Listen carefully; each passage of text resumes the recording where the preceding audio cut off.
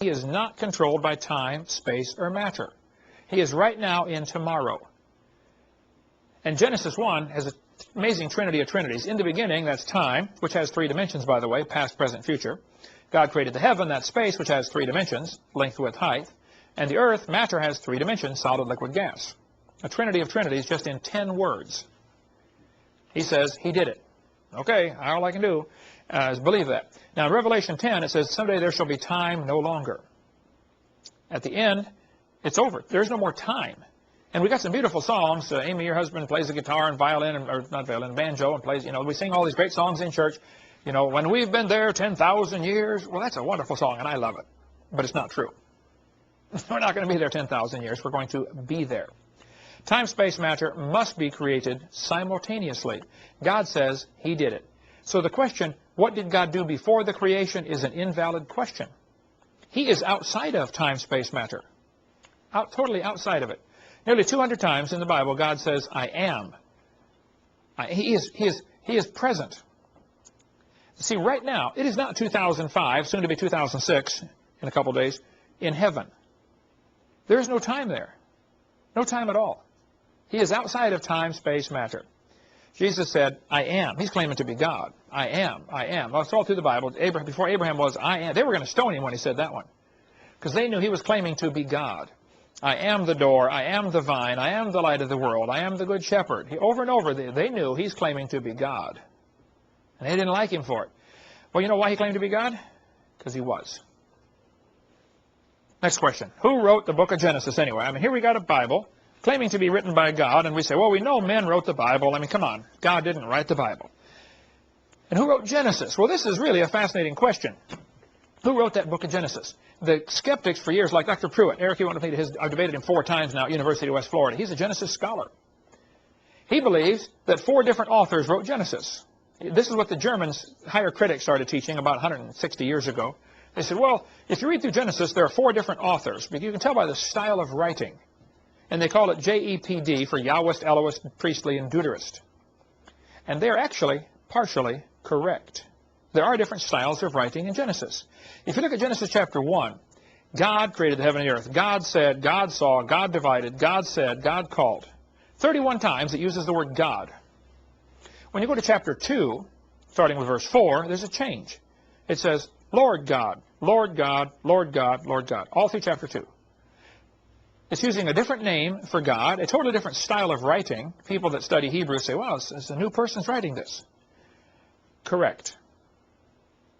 So who wrote Genesis anyway? Well, the book of Mark, chapter 12, tells us, in the book of Moses, it talks about, how God said to Abraham certain things. That's obviously referring to Exodus. So here, the New Testament's telling us that Moses wrote Exodus. In Deuteronomy, it says if a man dies, has no children, the brother marries the wife, and the first child gets the inheritance of the dead father to make sure property doesn't get scrambled up. Okay? That was the law they had. Okay? Well, if you read in Luke, Moses wrote, raise up seed to your brother. So here Luke is telling us pretty obviously that Moses wrote Deuteronomy. With a little searching through scriptures, you could prove conclusively that Moses wrote Exodus, Leviticus, Numbers, Deuteronomy. No question. It never mentions Moses as the author of Genesis. So who wrote Genesis? Actually, Moses was the editor of Genesis. He collected it. But there were 10 different eyewitness accounts in Genesis. Adam actually wrote part of Genesis. The way to tell where it breaks off, 10 different times in the book of Genesis, you will find the phrase, these are the generations of. That's the switching phrase where a new author now is taking over. Apparently, God wrote the first chapter. There's no way anybody else would have known those things. But chapter 2, Adam was there for chapter 2. And Adam wrote chapter 2, 3, 4. Chapter 5, he switches off. Now keep in mind, Moses edited Genesis from 10 eyewitness accounts. He probably had the written on clay tablets, we would assume, preserved as a pottery record forever. You write on the clay, bake it in the sun, and it lasts a lot longer than a book lasts. And Noah would have taken some of these on the ark with him, the first few chapters, get a little box of clay tablets and carry it on the ark. Okay? The fact that other people wrote down their account before Moses got around to doing it does not mean they got it right. And the skeptics will say, well, the Sumerian legend was written before Moses even lived. That's correct. And they'll say, see, that proves Moses was copying from them. No. If you got 10 people or 20 people that witness an event, and they all go home, and they're going to write their story about what they saw. The first one to publish his story does not necessarily have it right. The fact that somebody published first doesn't mean they got it right.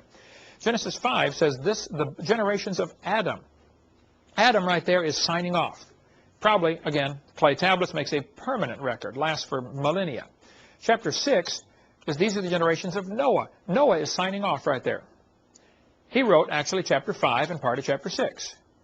In chapter 10, verse 1, these are the generations of the sons of Noah. Noah's sons wrote part. They wrote some more. And then Shem wrote some more after that. Shem apparently was interested in keeping track of where all the grandkids are leaving to. And Genesis chapter 10 is called the Table of Nations, and it goes through 75 different original nationalities. And he kept track of all of them. Oh, yeah, my Uncle Herman had 3 kids, and these are his kids, and there's where they went. I mean, my oldest brother, is very interested in family trees. He went over to Norway to study the Hovind family tree, you know. And you find all kinds of people hanging from their neck in a family tree. But some people are just interested in genealogies, all right? I know people that spend their lifetime trying to chase back, you know, like the movie Roots, you know, where did my ancestors come from? Well, apparently, Shem was the guy of the 3 sons who was interested, or God led him to do it, whatever. But he kept the records. And Genesis 10 is called the Table of Nations. It's kind of boring to read, but it just tells all the sons and what happened to them. Okay? Chapter 11. These are the generations of Terah. Chapter 25. These are the generations of Ishmael. These are the generations of Isaac. Generations of Esau. When you read through chapter 35 of Genesis, you read it and say, what is this doing in here? It's all the dukes of Edom, you know, the Dukes of Hazzard and all these dukes in here, you know. What's all these dukes doing in here in chapter 36? Chapter 35, chapter 36. Why? Well, the guy who wrote that chapter was interested in that. And God wanted it preserved in his word, but it's very interesting. No dates are given for these guys and how old they were when their sons were born. The only ones that get the dates mentioned of how old they were when their son was born are those in direct line to genealogy of Jesus Christ. Nobody else matters, apparently. Okay? It's true they were there, and they were, you know, good people, loved the Lord, but they don't matter. Jacob wrote part of it. 10 times in Genesis you see the phrase, these are the generations of. There's a great footnote in Henry Morris's Defender's Bible. I've got one around here somewhere. But we sell the Defender's Bible. We mentioned that earlier. I got a disclaimer. I disagree with some things, but it's really good. In his article about the Teledoth, it's called. Teledoth is fascinating about the Genesis author, 10 different authors of Genesis. So the skeptics are partly right. There are different authors. And it's always wise to listen to your skeptics, you know. If somebody atheist comes up and says, you got bad breath, well, they might be right, okay? Now, if they say, you know, you're wrong about the Bible, well, then they're wrong, okay? But Genesis, 10 different authors, fascinating story, all of them eyewitnesses, which makes it even better.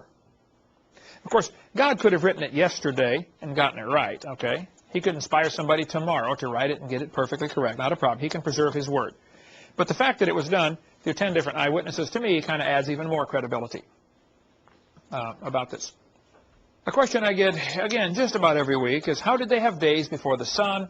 Guys like Hugh Ross say, well, maybe the first 3 days are different because they didn't have the sun, so they might be billions of years long. Well, he made the plants on day 3, so I doubt that's billions of years waiting for the sun to come up, okay? But how did they have light before the sun? In Genesis 1:3, God said, let there be light. This is the Hebrew word or. There are 2 different words in Hebrew for light. We have one word in English. I would say that is a light, and it produces light. We only have one word, but it means 2 different things. We know by the context of what we're talking about. I'm talking about turn on the light or light up the room. You know, one is the substance or whatever light is, and the second one is the source of the light. God called the light day, and it was on the first day. Well, apparently God, in Genesis 1, energized this universe with his voice. He spoke, and the electromagnetic spectrum was created. All the energy waves permeated everything. There's another word, and used in verse 14, for light giver. It's the Hebrew word meor. Let there be lights in the firmament. The meor, that's the source of the light, as opposed to just the light. So God made them for lights, that's the meor, to give light upon the earth. The greater light to rule the day, that's the meor, verse 16. The Lord is my light, Psalm 27. That's or, not meor.